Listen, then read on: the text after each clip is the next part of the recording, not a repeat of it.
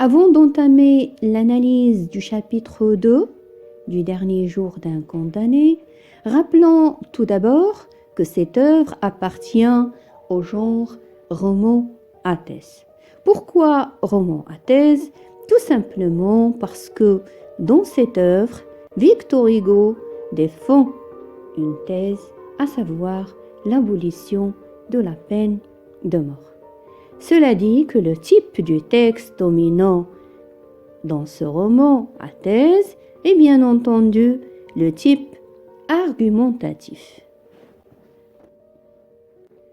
Alors, le condamné se trouve à Bicêtre et il fait un flashback, c'est-à-dire un retour en arrière pour revenir essentiellement sur le jour de la proclamation de son verdict, c'est-à-dire de sa sentence.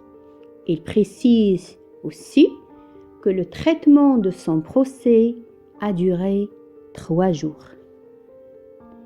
Le prisonnier est réveillé brutalement par le guichetier qui a interrompu son sommeil profond. C'était une belle matinée d'août.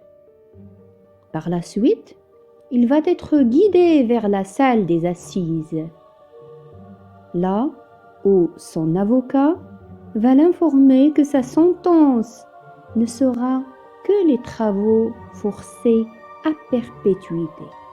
Il voulait l'assurer que ce n'est pas la peine de mort, mais le prisonnier préfère 100 fois la mort que cette peine. Brusquement, le président l'invita à se lever et le greffier, c'est-à-dire le scribe de la justice chargé de conserver les jugements, ce greffier lit le verdict que les jurés ont déjà prononcé en son absence. C'était la peine de mort.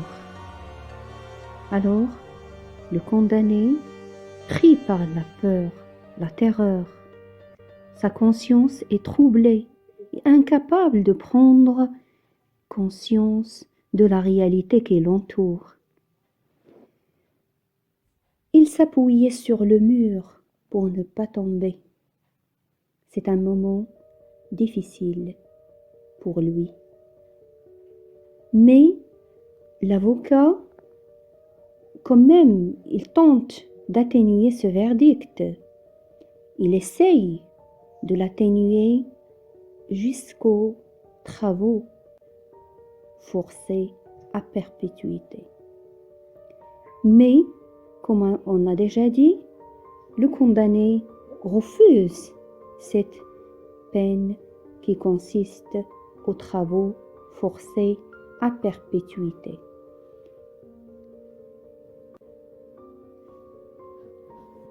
Par la suite, la foule cria « Condamné à mort ».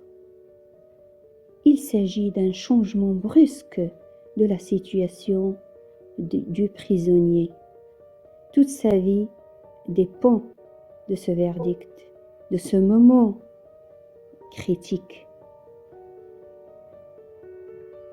Alors, citons quelques phrases qui décrivent son état, sa terreur. Je cite: « Ma langue resta collée à mon palais. Il était incapable de parler, de prononcer un mot. Je marchais ivre et stupéfait. Il était dans un état de trouble de conscience, incapable de comprendre ce qui l'entoure, incapable de gérer cette réalité amère qui consiste à la peine de mort. Une révolution venue de se faire en moi, comme on a dit, c'est un grand changement. C'est un changement d'ailleurs qui est brutal, qui est brusque de sa situation. Dès lors, à partir de ce moment, c'est-à-dire juste après la confirmation de sa sentence, le condamné cesse d'appartenir au monde des vivants. Il disait: maintenant, je distinguais clairement comme une clôture entre le monde et moi. Alors cette clôture, c'est la barrière entre les vivants et les morts. C'est fini pour lui.